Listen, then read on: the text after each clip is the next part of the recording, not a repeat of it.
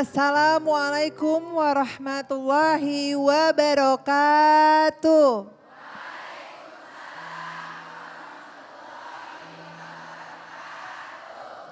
Selamat datang dalam program Kajian Hati bersama Ustadz Hilman Fauzi dan saya Fairuz Arafik yang akan menemani para jamaah yang ada di sini dan pemirsa yang ada di rumah dengan tema kita kali ini adalah cahaya surga terpancar dari wanita solihah. Masya Allah, tabarakallah ya Ustadz, cahaya surga terpancar dari wanita solihah.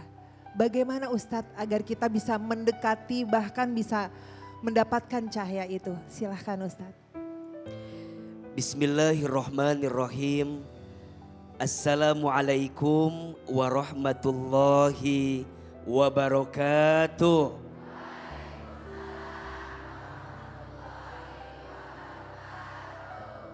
Bunda, di dalam hidup ini kita menginginkan ada sosok yang akan menjadi perhiasan dunia. Yang kelak perhiasan dunia ini akan jadi cahaya yang memancarkan kebaikan di surga.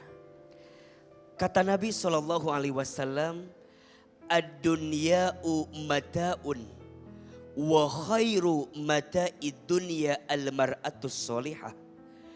Dunia ini perhiasan. Dan perhiasan dunia adalah perempuan yang solehah.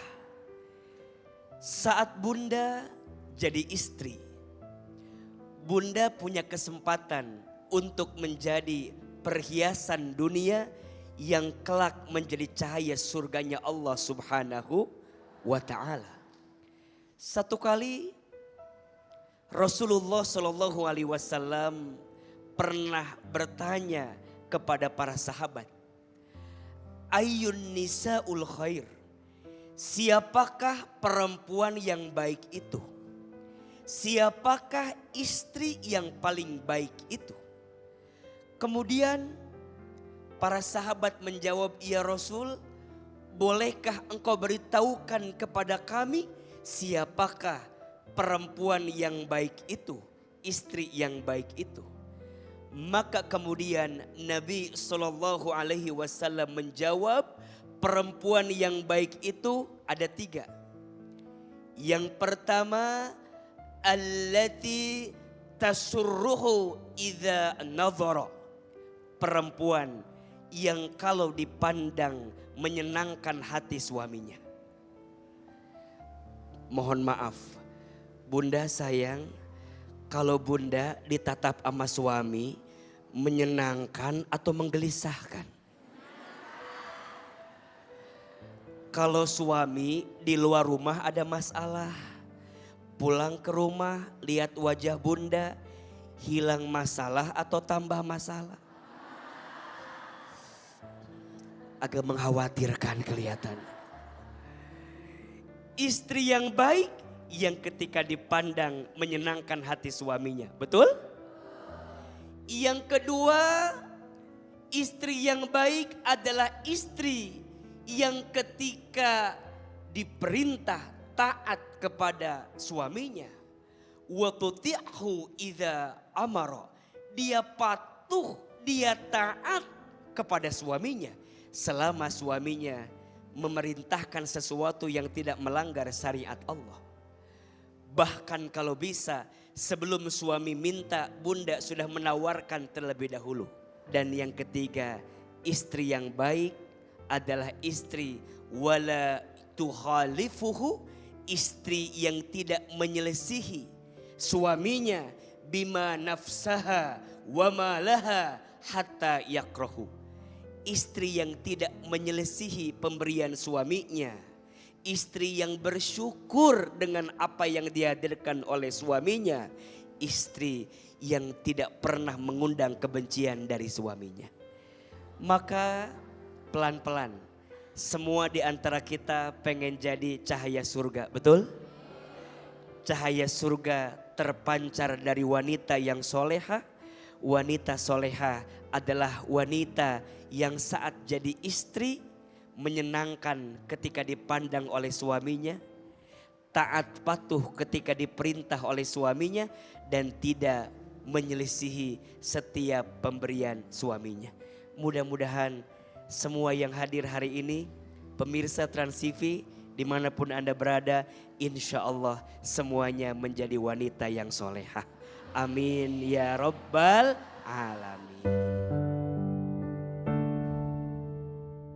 Kajian hati, tenangkan hatimu. Baik, di sini sudah ada penanya kita, Ustadz. Sudah ada Vina. Di sini yang kisahnya cukup viral. Assalamualaikum warahmatullahi wabarakatuh. Waalaikumsalam warahmatullahi wabarakatuh. Ya Ustadz, perkenalkan ini anak saya Vina Safira Jubaida. Saya orang tuanya Nadia. Anak saya adalah korban dan pelecehan. Pada 20 tahun mama saya menjodohkan saya dengan seorang laki-laki, keluarga dari kalangan artis. Perjodohan terjadi pada Juli 2022. Oktober kami bertunangan, tapi yang terjadi setelah itu merubah hidup saya sepenuhnya. Desember saya dipaksa, oleh tunangan saya sendiri. Di Desember di Oktober memutuskan sepihak via WA melalui saya. Di Maretnya saya tes laboratorium untuk memastikan kondisi anak saya. Ternyata ya itu untuk tidak, tapi tanda kutip dengan penyakit laki-laki. 2 Maret dari hasil lab minta pertanggungjawaban, kita diusir. Sudah kami bertahan 10 bulan, ini anak tidak ada perubahan, sakit terus. Akhirnya di 11 Januari itu sore saya lapor polisi. Di 12 Januari kita lab lagi di forensik dan kulit sama dokter Objin. Jadi pas di penjara itu harusnya 12 tahun penjara, tapi diputusnya cuma 4 tahun. Yang membuat saya sakit sampai sekarang. Keadilan saya nggak ada. Saya berharap 12 tahun biar nggak ada lagi korban setelah saya. Tapi kenyataannya nggak bisa.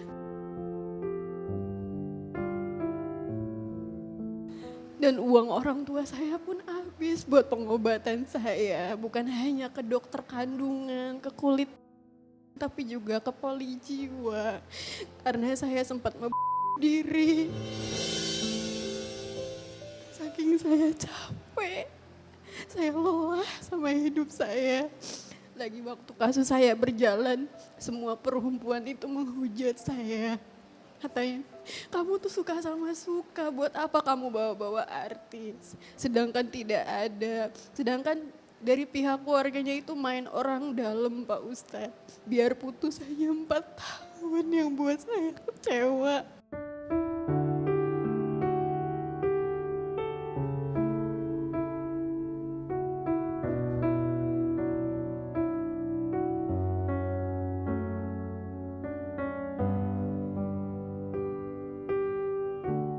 Terima kasih Ibu dan Kak Vina yang sudah bercerita di kajian hati hari ini. Di dalam Islam disebutkan sebagai dosa yang besar. Maka larangan berzina di dalam Al-Quran itu tidak langsung kalimatnya jangan berzina.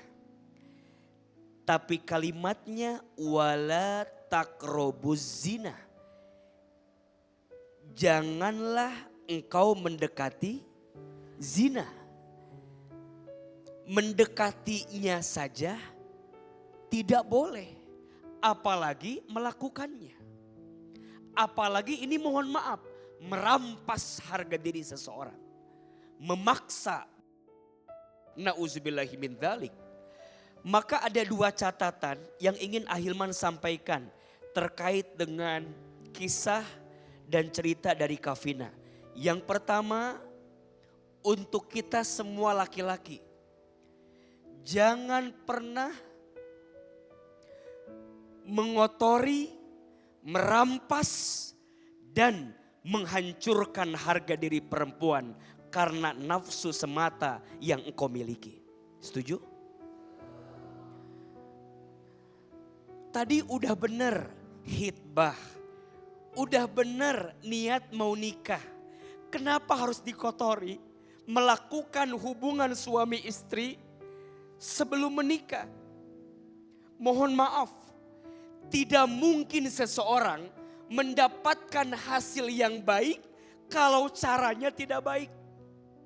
Tidak mungkin seseorang mendapatkan hasil yang baik kalau prosesnya tidak baik. Maka dosa besar bagi seorang laki-laki yang merampas kehormatan perempuan.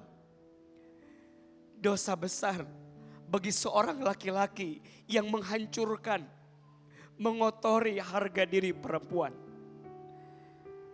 Hendaknya dia mendapatkan ganjaran yang setimpal, hukuman yang setimpal, peringatan keras untuk setiap laki-laki. Jangan sampai menghancurkan harga diri perempuan. Peringatan keras untuk laki-laki agar tidak mudah mengotori perempuan. Dan ingat, perempuan itu makhluk yang mulia dan dimuliakan. Siapa saja yang sering merendahkan perempuan, maka jangan kaget, Allah akan rendahkan kehidupannya. Karena perempuan adalah makhluk yang dimuliakan oleh Allah Subhanahu wa ta'ala. Yang kedua, nasihat untuk perempuan. Harus pandai jaga diri. Harus pandai jaga hati. Jangan terlalu mudah menyerahkan hatimu kepada orang yang belum tentu menjadi takdirmu. Betul? Perempuan harus disibukkan dengan ilmu. Perempuan harus terjaga dengan agama. Insya Allah itu yang akan menjadikan engkau semakin mulia dalam hidup dunia ini. Perempuan itu mahkota berharga. Perempuan itu berlian mutiara. Perempuan itu perhiasan yang berharga. Cukuplah orang yang halal untukmu, yang berhak menyentuh dirimu. Mudah-mudahan setelah ini kita lebih pandai menjaga diri, lebih pandai memperbaiki diri, lebih pandai menutup tubuh kita agar tidak mengundang syahwat dari lawan jenis kita, dan lebih pandai bergaul dengan siapa agar kita bisa lebih menjaga diri kita. Wallahu a'lam bishawab. Kapina, Ibu, terima kasih sudah datang ke kajian hati. Insya Allah tidak ada lagi di luar sana kafina-kafina yang lain yang harus mendapatkan pelecehan seperti apa yang diceritakan hari ini. Semoga Allah menjaga kita semua dalam kebaikan. Amin ya rabbal alam. Aku trauma banget, takut. Sekarang bahkan masih takut banget, bahkan ngelihat laki-laki aja aku takut. Siapa lagi yang mau sama aku gitu kan?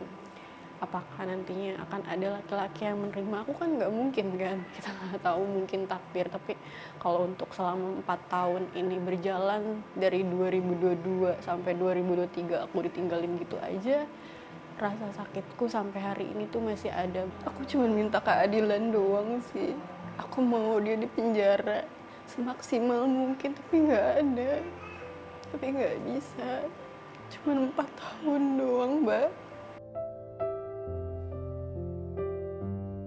Jadi semuanya perjuangan ibuku sampai sakit. Kami nggak bisa jualan kue lagi. Aku ini kan kerjanya ngebantu ibuku jualan. Kadang tuh aku sedih, maafin aku ya Mas. Nggak bisa bantuin Mama apa-apa. Mama bolak-balik ke kejaksaan buat aku. Kami di mata dia tuh seperti sampah, nggak ada uangnya gitu loh. Aku sedikit tenang. Aku tadinya cuman ngurung diri aku pasrahin semuanya sama Allah. Tapi sekarang aku sedikit lega. Karena titik terendah kita itu harusnya mengikhlaskan kan. Tapi aku pas lalu-lalu dia belum di penjara tuh aku belum mengikhlaskan.